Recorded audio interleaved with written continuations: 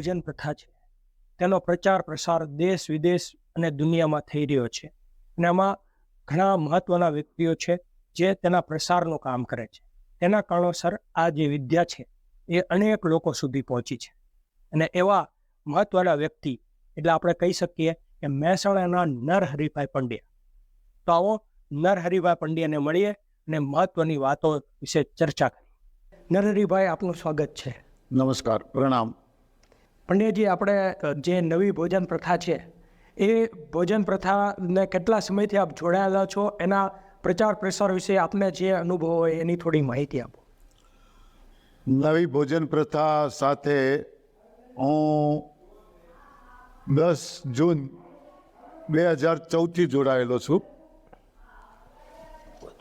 અનેક બીમારીઓની વચ્ચે હું ઘેરાયેલો હતો અને કંઈક કુદરતની ઈચ્છા હશે અને આ સિસ્ટમ મને મળી અને પૂરી નિષ્ઠાથી હું 10 જૂન 2014થી જોડાયેલો છું. આની અંદર સતત લોકોની વચ્ચે રહું છું. શિબિરો મારી ચાલે છે અને ફક્ત ગુજરાત નહીં, આઉટ ઓફ સ્ટેટ ભારતના અનેક રાજ્યોમાં પણ મારી શિબિરો ચાલુ હોય છે. અવારનવાર લોકો મને બોલાવે છે અને હું જઉં છું. પંડ્યાજી, આ જે નવી ભોજન પ્રથામાં આપે કીધું કે કોઈ પણ એક ડિસીઝના કારણે આપ આવ્યા હતા, તો શું આ રોગ હોય તો જ આ વિદ્યામાં આવવાનું હોય છે કે આમ કંઈ ન હોય તો પણ આ અભ્યાસ કરી શકે? ખરેખર તો આ એક એવી સિસ્ટમ છે કે રોગ હોય અને પછી આવીએ એના કરતાં જો શરૂઆતથી કોઈ પણ રોગ ન હોય અને આ વસ્તુ જો આપણને મળી જાય તો એના જેવું તો કોઈ ઉત્તમ વસ્તુ છે જ નહીં. કારણ કે રોગ હોય અને આવીએ અને કરીએ એના કરતાં કોઈ પણ રોગ ન હોય અને જો આ સિસ્ટમમાં આવીએ તો ભવિષ્યમાં ક્યારેય કોઈને પણ કોઈ પણ રોગ થવાની શક્યતા હોતી નથી. બિલકુલ અવશ્ય માત્ર કોઈ રોગ ન થાય ક્યારેય. એટલે હું તો પ્રાર્થના કરું છું, લોકોને વિનંતી કરું છું કે યુવા વર્ગમાં આ સિસ્ટમનો પ્રચાર અને પ્રસાર યુવા વર્ગમાં વધારે થાય.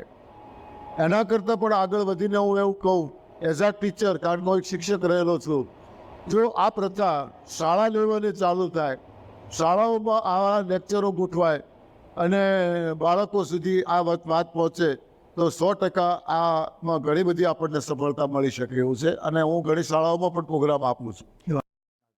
પંડ્યાજી, આપણે આ જે અત્યારે નવી ભોજન પ્રથા છે એમાં આપણે દુઆ છંદ લલકારતા પણ જોયા છે, તો આ શૈલીમાં કંઈક આ નવી ભોજન પ્રથાની કંઈક વાત જણાવો.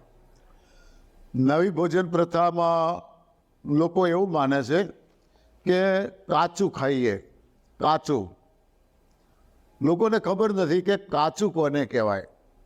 ખરેખર જે કંઈ અહીંયા પીરસવામાં આવે છે અથવા જે વિશે આપણે વાત કરીએ છીએ એ કાચું છે જ નહીં. સૂર્યની ગરમીથી, ચંદ્રની શીતળતાથી પાકી અને તૈયાર થઈને આપણી સામે આવે છે એ જ સાચો આહાર છે. એ કાચું નથી, ખરેખર એ પાકું ભોજન છે. જે ભોજનને આપણે ચૂલા ઉપર ચડાવીએ છીએ, ગેસ ઉપર ચડાવીએ છીએ, 70, 80, 90, 100 ડિગ્રી ઉપર એને આપણે ગરમ કરીએ છીએ, ખરેખર એ કાચું ભોજન છે. એટલે હું ઘણી વખત મારા લેક્ચરોમાં પણ લોકોને કહેતો હોઉં છું કે કાચું ભોજન. दोस्तों, ऐसी गिरी मार्केट के अंदर भी आप लोग एक काम करना, टेलीग्राम का मेरा लिंक मिलेगा ओरिजिनल वाला. એ કાચું નથી, પાકું છે. કચ્ચા ભોજન પક્કા ભોજન, પક્કા ભોજન કચ્ચા, कच्चा भोजन पक्का भोजन, पक्का भोजन कच्चा. क्या? कच्चा भोजन पक्का भोजन, पक्का भोजन कच्चा. कच्चे पक्के का भेद जो समझे वो ही साधक सच्चा. ता थैया थैया ता थई. વાહ. અને આ જ વસ્તુને કંઈક દુઆ છંદમાં કહીશ.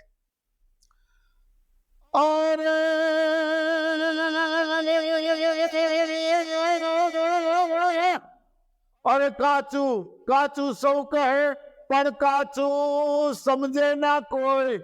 अरे एक बार जो काचू समझो अरे रे तुम्हारे दर्द रहे ना कोई। વાહ વાહ વાહ, બહુ સરસ બહુ સરસ. જીવનમાં ક્યાં ક્યાં સુખનું મહત્વ છે? जो भी लोग हैं, एक डिमांड सबकी एक है, बाकी अलग अलग डिमांडें हो सकती है, मगर एक डिमांड जो है वो सबकी एक है, और वो है शारीरिक स्वास्थ्य यानी तंदुरुस्ती। तंदुरुस्ती हर किसी को चाहिए, बीमार रहना किसी को भी पसंद नहीं है। इंसान के पास चाहे लाखों करोड़ों रुपया क्यों ना हो, यदि उनके पास स्वास्थ्य नहीं है, तंदुरुस्ती नहीं है, तो ये रुपये इनके कोई काम के नहीं है। कितना ही बड़ा मकान क्यों ना हो, कितना ही कीमती अपना बेड क्यों ना हो, मगर उसे उसमें नींद नहीं आ रही है, तो उनके लिए ये बेड कोई काम का नहीं है, ये मकान कोई काम का नहीं है, जहां हमें सुख न मिल रहा।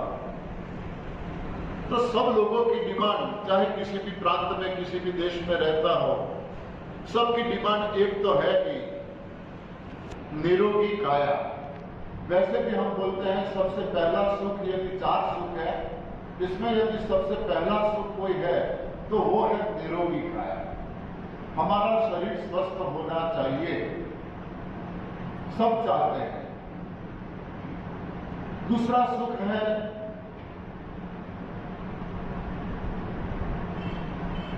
घर की भार्या पत्नी, ये दूसरा सुख है।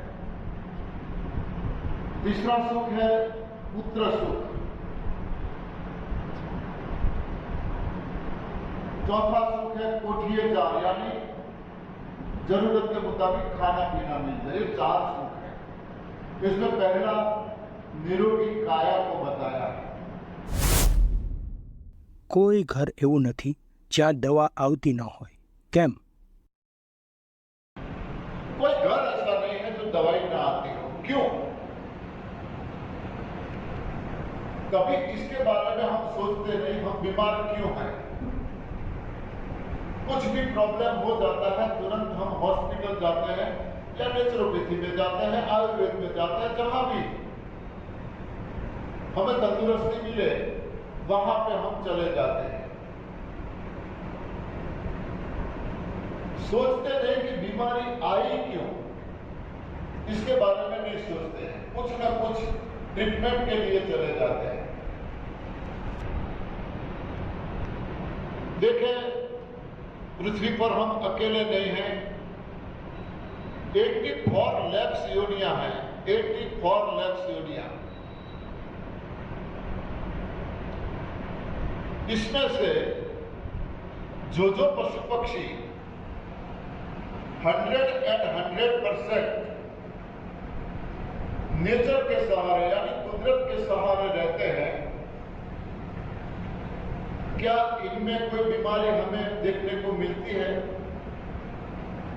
हाँ, बताओ, है कोई बीमार वहां? वहां कोई बीमार नहीं है।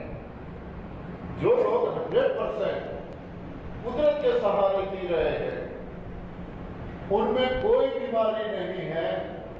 और यहां चाहे कोई कितना ही पढ़ा लिखा क्यों ना हो, खुद डॉक्टर क्यों ना हो, डॉक्टर का बाप क्यों ना हो, वैज्ञानिक क्यों ना हो, नेता अभिनेता चाहे कोई भी हो, यहां बीमारियां हैं, सब बीमार हैं। WHO वर्ल्ड हेल्थ ऑर्गेनाइजेशन के चेयरमैन से लेके PLC का प्यून तक सब लोग दवाइयां खा रहे हैं, सब लोग दवाइयां खा रहे हैं। वर्ल्ड हेल्थ ऑर्गेनाइजेशन, इसका काम क्या है? दुनिया के लोगों की हेल्थ की केयर रखना, सब लोग तंदुरुस्त रहे, निरोगी रहे, ये इनका काम है और इसके लिए डे नाइट ये लोग काम कर रहे हैं। हर साल हजारों नहीं लाखों की संख्या में देश में नए नए डॉक्टर बाहर निकल रहे हैं, लाखों की संख्या में। हर साल नई नई हॉस्पिटलें, मेडिकल कॉलेजें हर साल नई नई बन रही है। इतने डॉक्टर, इतनी हॉस्पिटलें, इतनी मेडिकल कॉलेजें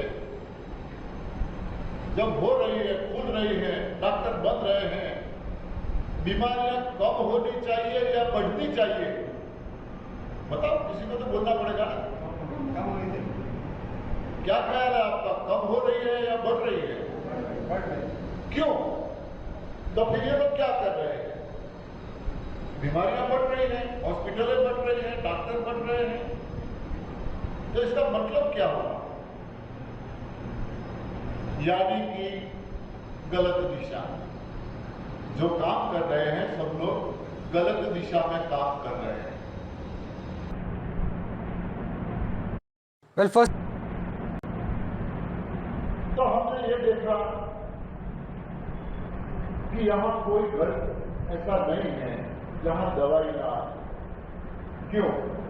इतनी सारी थेरापियां होने के बावजूद, इतने सारे हॉस्पिटल होने के बावजूद, इतने सारे डॉक्टर होने के बावजूद आए दिन नई बीमारियां बढ़ती जा रही है, नई बीमारियां बढ़ती जा रही है। और आगे लाइन में अभी तो बड़ी लंबी लाइन लगी है पीछे। कई नए रोग इंतजार करके बैठे हैं जिसके नाम का हमें अभी तक पता भी नहीं है। कई नए रोग इंतजार करके बैठे हैं। यदि सचेत नहीं हुए हम, आज कोई घर खाली नहीं है जहां दवाई नहीं आती है। यदि जागरूक नहीं हुए, कल कोई इंसान ऐसा नहीं होगा जो बीमार ना होगा, दवाई ना ले रहा होगा। कोई इंसान बाकी नहीं होगा।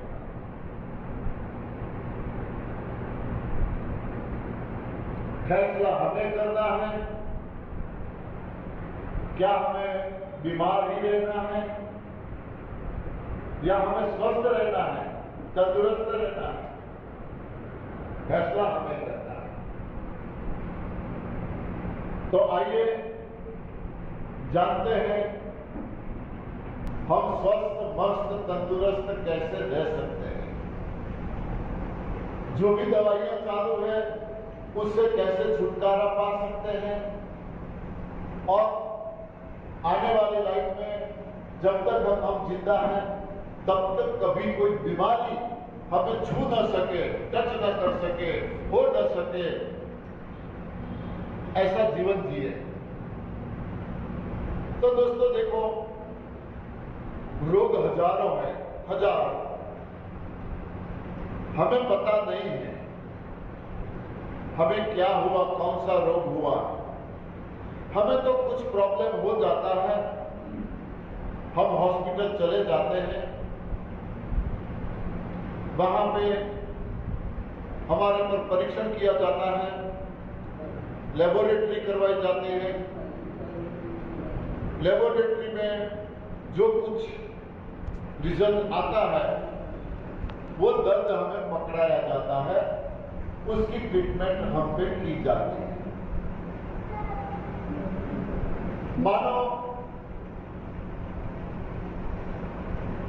लेबोरेटरी हुई, उसमें शुगर ज्यादा है, तो डॉक्टर बोलेंगे कि अरे आपकी तो शुगर ज्यादा है,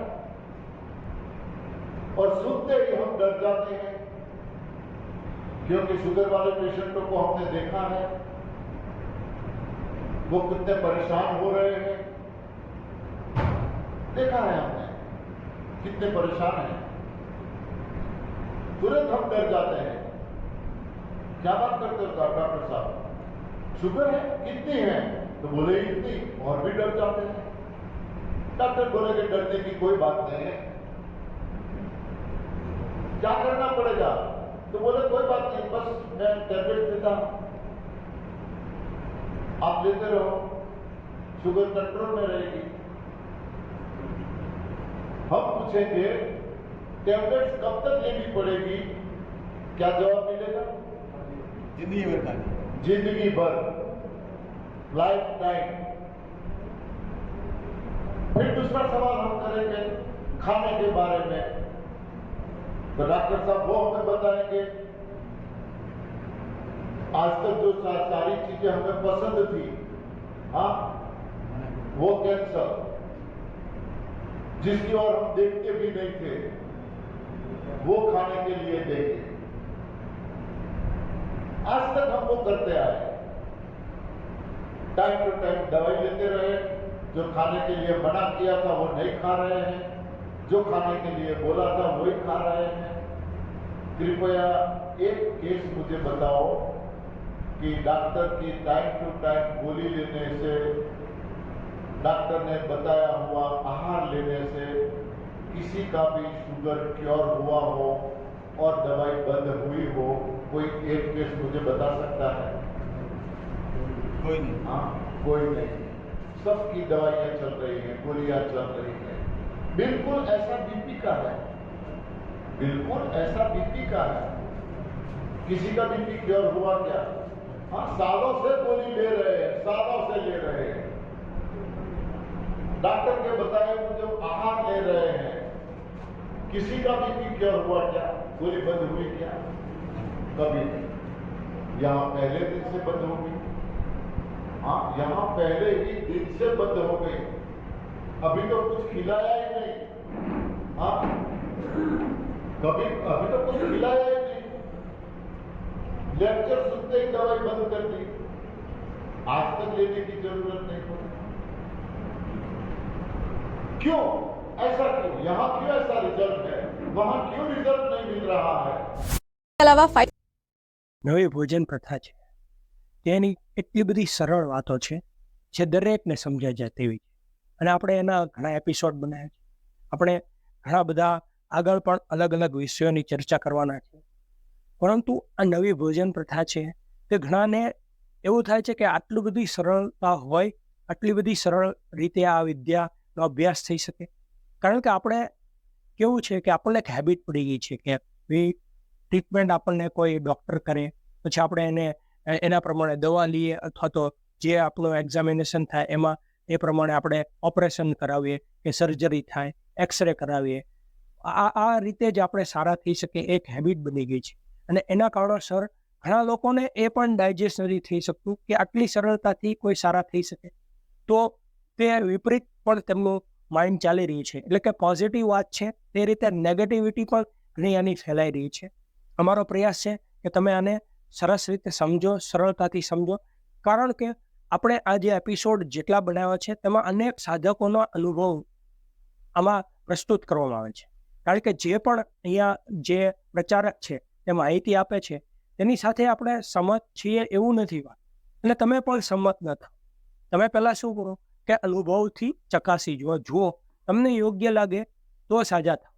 કારણ કે આપણે ખબર છે ને કે કોઈ વસ્તુ આપણને સરળતાથી એમને મળી જાય તો આપણને તેની વેલ્યુ નથી, પરંતુ તેની બહુ મોટી કોસ્ટ ચૂકવવી, અને આપણે એવા વ્યક્તિ પાસે જઈએ અને કન્સલ્ટ કરીને સજેશન આપે તો જ આપણને સારા અને સાજા થઈ. એ હેબિટ છે, તેમાંથી બહાર આવો, અને અનેક સાધકોના અનુભવ છે તે જુઓ.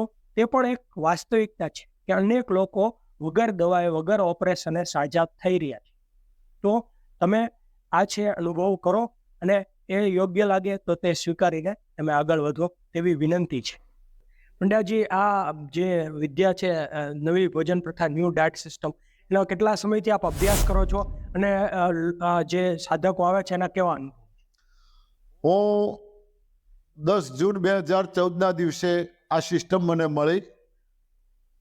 આદરણીય મારા જન્મદાતા મારા મા બાપ હતા, પણ મારા જીવનદાતા જો કોઈ હોય તો એ આદરણીય બીવી ચૌહાણ સાહેબ છે. એમના દ્વારા મને આ સિસ્ટમ મળી 10 જૂન 2014, અને પહેલા જ દિવસથી મને આ આખી વસ્તુનો ખ્યાલ આવી ગયો, અને પૂરી નિષ્ઠાથી હું એની સાથે જોડાયો. મને જે પ્રોબ્લેમો હતા, મારો હાર્ટ ટોટલ બ્લોક હતો, મારા ગોલ્ડ બ્લેડરમાં સ્ટોન હોવાને પથ્થરીઓ હોવાના કારણે ફાટી ગયું હતું, પાકી ગયું હતું, ઇમરજન્સી બાયપાસ કરવાનું હતું, બંને ઢીંચણમાં એટલી બધી તકલીફ હતી, છેલ્લા 14 વર્ષથી હું ઊભા સંડાસ જતો હતો. આ અનેક પ્રોબ્લેમો, શ્વાસની તકલીફ હતી, બીપીની તકલીફ હતી, આવી અનેક તકલીફો હતી. આમાંથી હું બહુ ઓછા સમયમાં કહું તો પણ ચાલે કે પૂરી નિષ્ઠાથી મેં આ સિસ્ટમને અપનાવી તો બહુ ઓછા સમયમાં હું આમાંથી મુક્ત થઈ ગયો. આજે કોઈ પણ દવા મારી જોડે નથી, કોઈ પણ દવા વગર હું રહું છું. અને ધીમે ધીમે જેમ લોકોને ખ્યાલ આવતો ગયો કે લોકો મારી સાથે જોડાતા ગયા, આજે લગભગ ફક્ત ભારત નહીં, ભારત બહાર 18 દેશોના લોકો મારી સાથે જોડાયેલા છે. અને ભારતમાં કોઈ રાજ્ય બાકી નથી જે મારી સાથે જોડાયેલું ના હોય. વોટ્સએપમાં આના વિશે ન્યૂ ડાયટ સિસ્ટમના લગભગ 135 કરતાં વધારે ગ્રુપો હું હેન્ડલ કરું છું. અને રોજ સવારમાં લોકોને કંઈક ને કંઈક નવા સંદેશાઓ મોકલાવું છું. આ રીતે લાખોને પણ હું એમ કહું કે કરોડો લોકોને સાથે હું સંકળાયેલો છું. મારા ઘેર પણ હું જ્યારે ફ્રી હોઉં ત્યારે ઘેર પણ કેટલાય લોકો મને મળવા આવે છે, પોતાના દર્દો વિશે વાત કરે છે. સિસ્ટમ હું એમને સમજાવું છું. 1 પણ રૂપિયો મારો ચાર્જ નથી. લોકોને હું કોઈ પણ આની પ્રોડક્ટ આપતો નથી. ફક્ત ને ફક્ત સંજીવની પાત્ર અને જ્યુસ માટેની જે છલની ગરણો આવે એ જ 2 વસ્તુ અને ગુરુજીની જે ચોપડીઓ બુકો છે એ બુકોનું વિતરણ કરું છું. બાકી કોઈ વસ્તુનું હું વિતરણ કરતો નથી, કારણ કે આમાં બીજી કોઈ વસ્તુની જરૂર પણ પડતી નથી. કોઈ પણ પાવડર કે કોઈ પણ બીજા પ્રોડક્ટ, આની કોઈ પ્રોડક્ટ જ નથી કે કોઈ પાવડર નથી. કુદરતી ગોડ મેડ ફૂડ, ભગવાને આપણા માટે જે આહાર બનાવ્યો છે એ જ આહાર આની અંદર લેવાનો છે. સિઝનલ, રિજનલ, રિજિયોનલ અને ઓરિજિનલ, આના ઉપર આખી સિસ્ટમ ચાલે છે. એટલે ખરેખર ખૂબ સારી સિસ્ટમ છે, ખૂબ સારી આ પ્રથા છે. કોઈ પણ રોગમાંથી કોઈ પણ લોકો આસાનીથી આમાંથી દૂર થઈ શકે છે. વાહ પંડ્યાજી, ખૂબ સારી આપે માહિતી આપી. પણ અને આપણું જે એક વોટ્સઅપ ગ્રુપ છે એ ગ્રુપમાં હું પણ છું, તો હું એવું જોઉં છું કે તમે 3-4 વાગે પણ મેસેજ આપો. તો તમારી ડેલી શેડ્યુલ કેવું હોય? મારો લગભગ સવારે 3:30-4 વાગે ઉઠવાનો મારો ટાઈમ છે. રાત્રે ભલે હું ગમે એટલા વાગે સૂતો હોઉં, કારણ કે મારી સાથે આઉટ ઓફ કન્ટ્રીઝથી પણ ઘણા લોકો જોડાયેલા છે. ઘણી વખત મને રાતના 1 વાગે, 1:30 વાગે, 2 વાગ્યા સુધી પણ ઊંઘવા નથી મળતું. ભલે હું રાતના 2 વાગે ઊંઘ્યો હોઉં તો પણ 3:30 થી 4ના ગાળામાં હું જાગી જાઉં છું. આ કુદરતી છે, મારે કોઈ પ્રયત્ન કરવો પડતો નથી. પરમાત્માને હું કહીને ઊંઘું છું કે મારે આટલા વાગે ઉઠવાનું છે, એટલે પરમાત્મા મને જગાડી દે છે, એટલે હું જાગી જાઉં છું. જાગ્યા પછી લોકોના કોઈ મેસેજો હોય એના જવાબો આપું છું. અને બાકી રોજ ન્યૂ ડાયટ સિસ્ટમ વિશે કોઈને કોઈ નવો એક મેસેજ મોકલતો રહું છું. લોકોના સંદેશ, લોકો મારી સાથે જોડાયેલા રહે, આ સિસ્ટમ સાથે જોડાયેલા રહે, એટલે નવા મેસેજો રોજ લોકોને આપું છું. અને સવારે 3:30-4 વાગે જાગ્યા પછી લગભગ સાંજે 4 વાગ્યા સુધી મારો ઉપવાસ રહે છે, ફાસ્ટિંગ. એટલે 12 કલાકના મારા ઉપવાસ રહે છે. કારણ કે આ સિસ્ટમમાં મેઇન વસ્તુ જે છે, લંઘનમ પરમ ઔષધમ. કોઈ પણ રોગમાંથી તમારે મુક્ત થવું હોય તો ઉપવાસ જેવો કોઈ ઈલાજ નથી. એટલે 12 કલાકના મારા હંમેશના માટે ઉપવાસ રહે છે. 12 કલાકના ઉપવાસ પછી હું ગ્રીન જ્યુસ પીઉં છું. એના પછી જ્યારે ભૂખ લાગે ત્યારે સિઝનેબલ જે કાંઈ ફ્રૂટ્સ હોય એ ખાઈ અને મારું ડિનર પૂરું કરું છું. પછી કંઈ લેવાની ઈચ્છા થતી નથી. આ પ્રમાણે મારું શેડ્યુલ ચાલે છે. થેરાપી કેમ રોગ મટાડી શકતી નથી?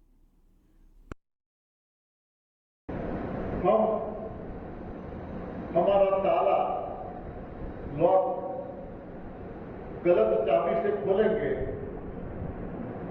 तो क्या होगा? ताला खुलेगा? कभी भी नहीं खुलेगा. या तो चाबी बिगड़ जाएगी या लॉक भी बिगड़ सकता है. हाँ, सही चाबी लगेगी तभी ये ताला खुल सकता है. और हम लोग आज तक क्या कर रहे हैं? हाँ, चाबियां बदल रहे हैं, अलग अलग चाबियां बदल रहे हैं. यहाँ फायदा नहीं हुआ वहां जाते हैं, वहां फायदा नहीं हुआ वहां जाते हैं. देश और दुनिया में नेचुरोपैथी या आयुर्वेद से लेके आज तक 160 से भी ज्यादा अलग अलग थेरापियां चल रही है. लोग इधर से इधर घूम रहे हैं, कहीं से कोई फायदा नहीं मिल रहा है, तो लास्ट में लोग एलोपैथी में जाते हैं। और अब तो सबसे पहले एलोपैथी में जाते हैं। थोड़ा सा भी कुछ प्रॉब्लम हुआ नहीं, चलो हॉस्पिटल, दवाई ले लो, इंजेक्शन ले लो, दाखिल हो जाओ, सर्जरी करवा लो, यही सिलसिला चालू है। सब बीमार है यहाँ पे। इतनी थेरापियां होने के बावजूद भी बीमारियां बढ़ रही है। कई जगह पे ऐसे कितने नेचुरोपैथी सेंटर है, कई पूरे इंडिया में, वर्ल्ड में। आयुर्वेद में भी लोगों ने कितनी मेहनत की है, आयुर्वेद में धन्यवाद देना चाहिए। एक पेड़ पौधों का एक पेड़ पौधे के बारे में, उसकी जड़ों से लेकर फल फूल तक बहुत बारीकाई से परीक्षण किया है, बहुत बारीकाई से। ये पौधा किस में काम आता है, ये पेड़ किस में काम आता है, ये फूल किस में काम आता है, ये फल किस में काम आता है, कोई कमी नहीं रखी, कोई कमी नहीं रखी। यदि आयुर्वेद सक्सेस होता, नेचुरोपैथी क्यों आई? नेचुरोपैथी सक्सेस होती तो होम्योपैथी क्यों आई? एक के बाद। तो देखो, किसी पैथी की अपोज में मैं नहीं बोल रहा, मगर इतना तो सही है, सबसे पुरानी नेचुरोपैथी थी तो आयुर्वेद को क्यों आना पड़ा? यदि आयुर्वेद सबसे पुराना था तो नेचुरोपैथी को क्यों आना पड़ा? कहीं ना कहीं किसी में किसी कोई ना कोई कमी रहने की वजह से, लोगों को मनचाहा रिजल्ट न मिलने की वजह से दूसरे को आना पड़ा। और आज पूरी दुनिया एलोपैथी पे आके खड़ी रही है, पूरी दुनिया। एलोपैथी में भी क्या रिजल्ट है हम सब जानते हैं। कोरोना ने हम सबको दिखा दिया, एलोपैथी को ओपन कर दिया। जितने कोरोना के पेशेंट हॉस्पिटल में गए, घर पे उससे ज्यादा गए या कम गए? कम गए। तो क्या है ये एलोपैथी? कई डॉक्टर बेचारे कोरोना में चले गए, कई डॉक्टर चले गए, खुद वैक्सीन बनाने वाले भी चले गए कोरोना में, जिन्होंने वैक्सीन बनाई कोरोना की, वो भी चले गए। પશુ પક્ષીઓ કેમ બીમાર થતા નથી? खरबोपति, अब्जोपति, पूरा परिवार चला गया, पूरी संपत्ति रख के। देखा हम सबने। और वहां कुदरत के सहारे जीने वाले कोई पशु पक्षी बीमार ही नहीं है। यहां भी देखो, कोई भिखारी को कोरोना हुआ क्या? घूमता रहता है सिटियों में, कोई भिखारी को भी कोरोना नहीं हुआ। क्यों? हम कभी इसके बारे में सोचते नहीं है, हम बीमार क्यों हैं। बस कुछ हुआ तो ट्रीटमेंट खोजते हैं। कुदरत के सहारे जीने वाले पशु पक्षी बीमार नहीं हैं। वे लोग कहीं पे भी पढ़े लिखे नहीं हैं, किसी ने सिखाया नहीं है, फिर भी सिर्फ और सिर्फ 3 बातों को वे लोग अच्छी तरह से जानते हैं। न सिर्फ जानते हैं, चुस्त उसका पालन करते हैं, पूरी निष्ठा से उसका पालन करते हैं। इसीलिए वो बीमार नहीं है। शायद कभी कोई बीमार हो भी गया तो उनको कोई ट्रीटमेंट की जरूरत नहीं पड़ती है, हॉस्पिटल जाने की जरूरत नहीं पड़ती है, वो अपने आप स्वस्थ हो जाते हैं, बीमार ही नहीं होते हैं। मगर कभी कभार हो गया तो अपने आप स्वस्थ हो जाते हैं। वो जानते हैं कैसे हमें ठीक होना है, हम नहीं जानते। बस इन 3 चीजों को, 3 बातों को भी हमें यहां समझना है। और ये 3 बातों पे हमने यदि गौर किया, पूरी निष्ठा से पालन किया, शायद कोई बीमार रह सकता है। शायद XYZ जिसको जो भी प्रॉब्लम होता है, ये 3 बातों से सॉल्यूशन मिल जाता है, सॉल्व हो जाता है। આપણો આહાર શું છે? आज तक पता ही नहीं हमारा आहार क्या है। जोगी जो होता है, जोगी बैठा जपे, जो आए वो खपे। हाँ, जो भी मिला खाते रहते हैं, खाते रहते हैं, खाते रहते हैं। पता ही नहीं हमारा आहार क्या है। इंसान सभी पशु पक्षियों का आहार खाता है। इंसान सभी पशु पक्षियों का आहार खाता है। गौर से देखो, आप नहीं खाते तो मैं खाता हूं, मैं नहीं खाता हूं तो दूसरा खाता है। सभी पशु पक्षियों का आहार इंसान खाता है। ये भी हम कह सकते हैं कि इंसान सभी पशु पक्षियों को भी खाता है। हाँ, इंसान सभी पशु पक्षियों को भी खाता है और अपने आप को बुद्धिजीवी मान के बैठा है। पता ही नहीं हमें क्या खाना है। जो भी मिला बस टंकी खाली होनी चाहिए, जो भी मिला। अरे भाई साहब, तनिक सोचो तो सही, आपके पास पेट्रोल की गाड़ी है, पेट्रोल खत्म हो गया है, तो आप क्या उसमें डीजल डाल पाओगे क्या? हाँ, डीजल डालने से गाड़ी चलेगी क्या? नहीं चलेगी। डीजल की गाड़ी है, टंकी खाली हुई है, पेट्रोल दिख रहा है, तो क्या पेट्रोल डलवाओगे आप? बिल्कुल नहीं। आपको पता है ये डीजल की गाड़ी है, पेट्रोल कैसे डाले? या पेट्रोल की गाड़ी है, डीजल कैसे डाले? अरे ये भी तो एक गाड़ी है। हाँ, ये भी तो गाड़ी है, इसमें भी तो टंकी है। कभी सोचा ये गाड़ी किससे चलती है? कभी नहीं। टंकी खाली हुई, पेट्रोल मिला तो पेट्रोल डाला, डीजल मिला तो डीजल डाला, गैस की फिट नहीं है फिर भी गैस डाला, हाँ, मिट्टी का तेल डाला, क्या क्या नहीं डालते हैं। हाँ, मकसद यही है टंकी भर ले बस। हाँ, यहाँ टंकी भरने से क्या होगा? टंकी तो भर जाएगी, मगर इंजन सही तरीके से चलेगा क्या? हमारा इंजन खराब हो जाएगा। तो इसी कारण से हम सब अपना इंजन खराब करके बैठे हैं और इधर उधर घूमते रहते हैं। हाँ, दर दर भटकते रहते हैं। ये ट्रीटमेंट अच्छी, ये अच्छा, वो अच्छा, ये अच्छा, वो अच्छा, घूमते रहते हैं, घूमते रहते हैं। कहीं से भी मन चाहा रिजल्ट नहीं मिलता, कहीं से भी। टेम्पररी मिलता है, अच्छा लगता है, मगर फिर इसको छोड़ दिया, वहीं के वहीं आके खड़े रहते हैं। तो क्या खाना वो हमें पता नहीं है, इसीलिए हम बीमार हैं। दूसरी कौन सी चीज है? पका हुआ आहार। किसी भी पशु पक्षी को आहार पकाने की और खाने की जरूरत नहीं पड़ती है। सिर्फ इंसान ही आहार पका रहा है, सिर्फ इंसान ही, और बीमार है।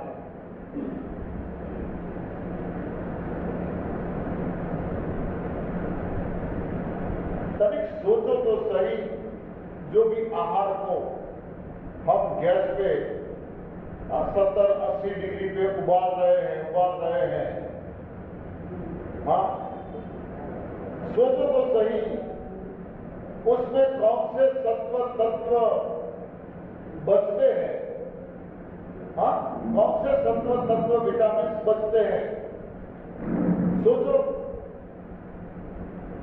जो एक सजीव आहार था,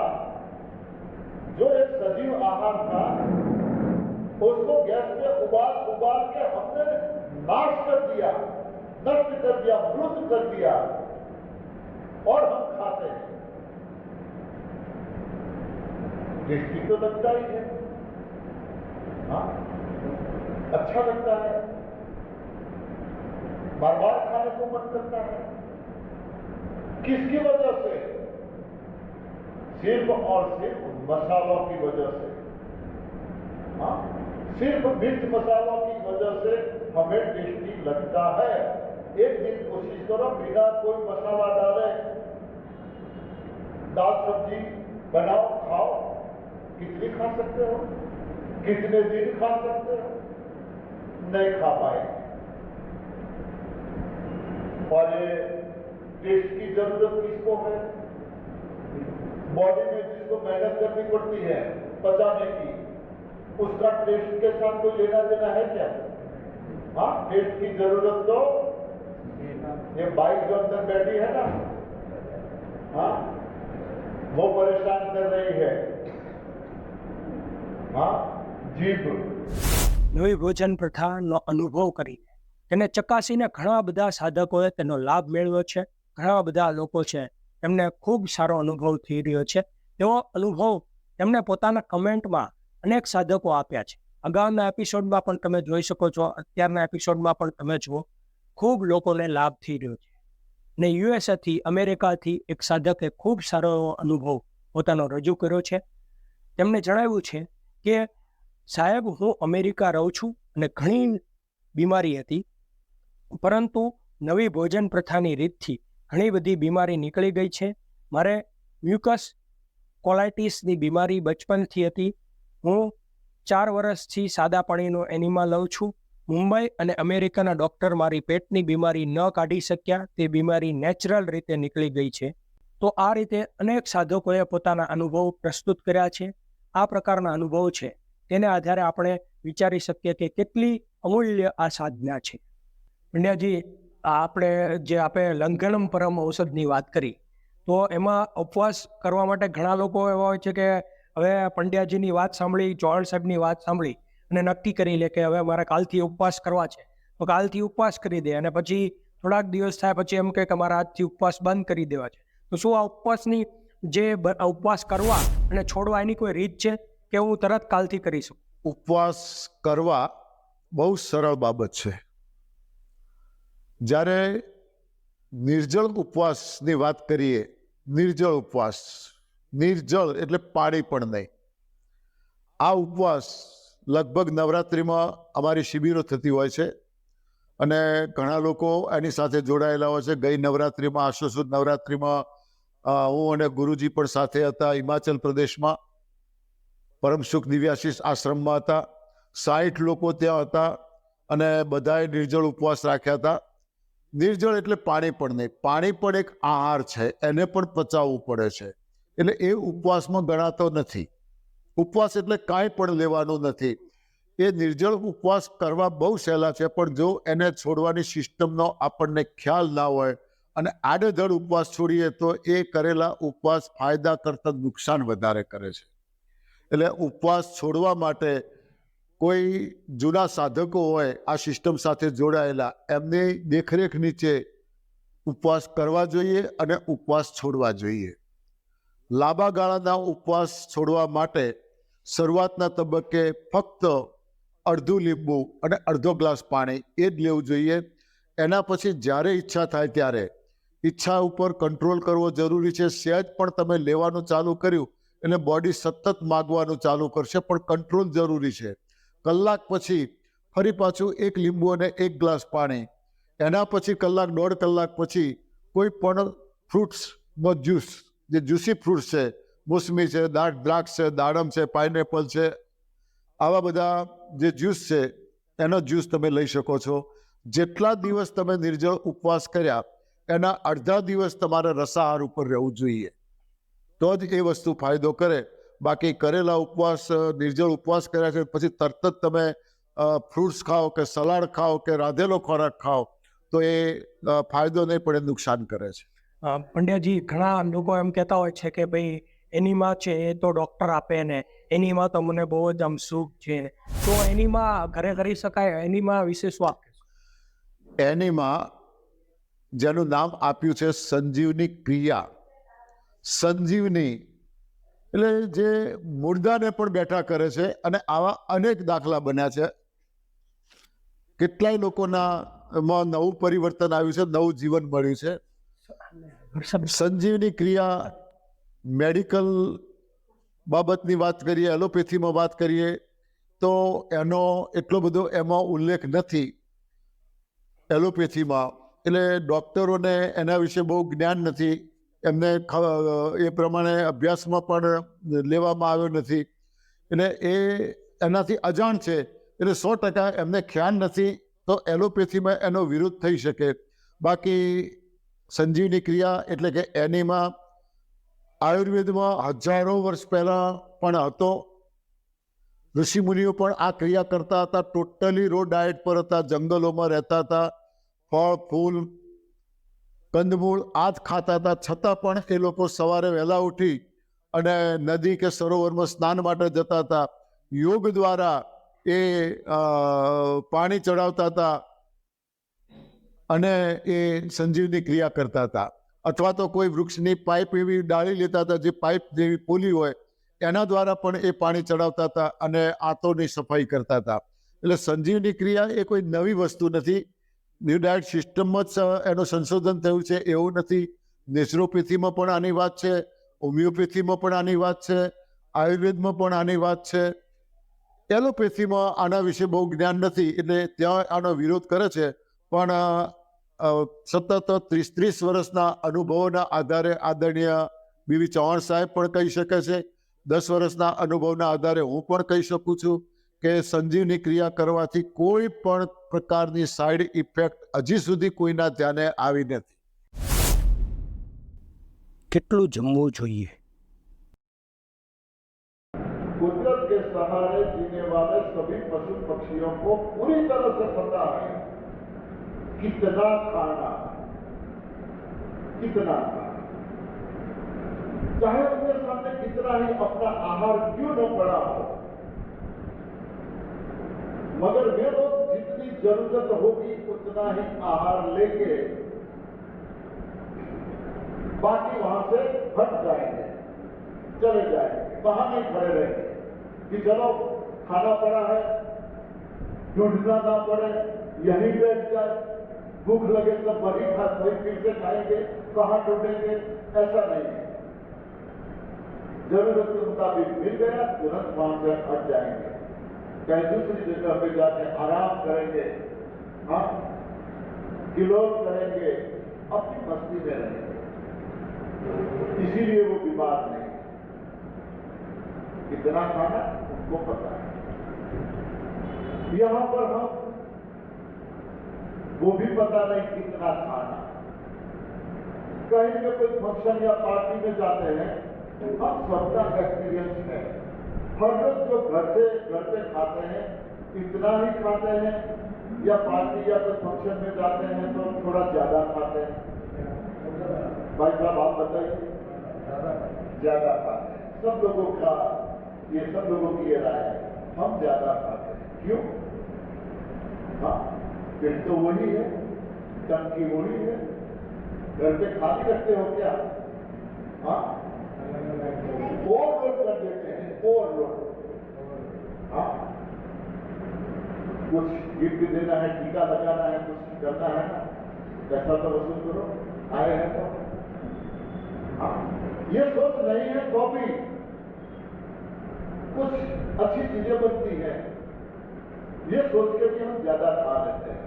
बहुत सारी चीजें बनती हैं, बहुत सारी, थोड़ा थोड़ा सा भी चख लेते हैं, फिर भी जरूरत से ज्यादा हो जाता है.